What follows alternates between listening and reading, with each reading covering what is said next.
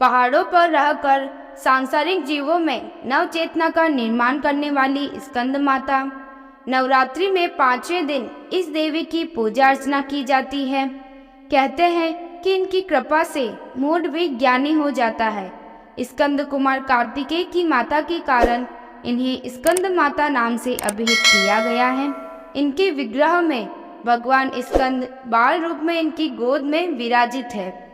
इस देवी की 4 भुजाएं हैं। ये दाईं तरफ की ऊपर वाली भुजा से स्कंद को गोद में पकड़े हुए हैं।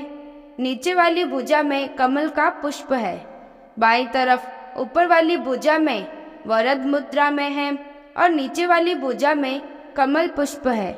इनका वर्ण एकदम शुभ्र है। ये कमल के आसन पर विराजमान रहती है, इसलिए इन्हें पद्मासना भी कहा जाता है।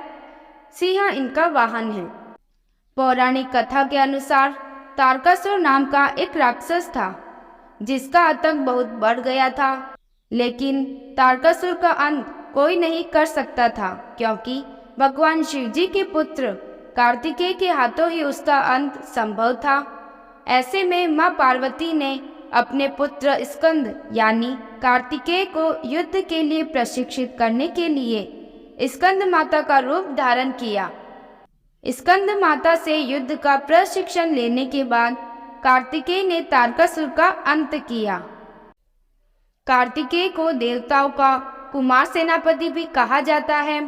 कार्तिकेय को पुराणों में सनत कुमार, स्कंद कुमार आदि नामों से भी जाना जाता है। माँ अपने इस रूप में शेर पर सवार होकर अत्याचारी दानवों का संहार करती है। पर्वतराज की बेटी होने के कारण इन्हें पार्वती भी कहते हैं और भगवान शिव की पत्नी होने के कारण इनका एक नाम माहेश्वरी भी है। इनके गौर वर्ण के कारण इन्हें गौरी भी कहा जाता है।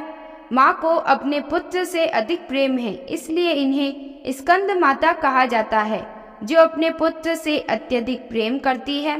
माँ कमल के पुष्प पर विराजित अभय मुद्रा में होती है, इसीलिए इन्हें पद्मासना देवी और विद्यावाहिनी दुर्गा भी कहा जाता है।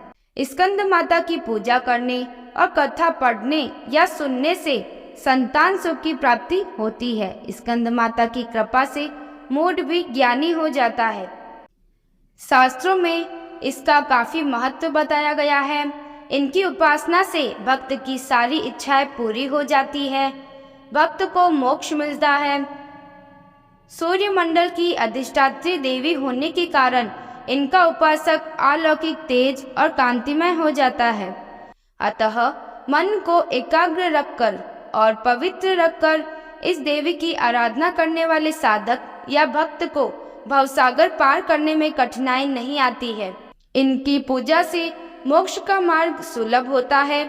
यह देवी विद्वानों और सेवकों को पैदा करने वाली शक्ति है, यानी चेतना का निर्माण करने वाली है। कहते हैं कालिदास द्वारा रचित रघुवंशम महाकाव्य और मेघदूत आदि रचनाएं स्कंद माता की कृपा से ही संभव हुई है। आपको यह कथा कैसी लगी कमेंट करें। अगर अच्छी लगी है तो लाइक करें। ऐसी ही कथाएं सुनने के लिए इस चैनल को सब्सक्राइब करें। धन्यवाद।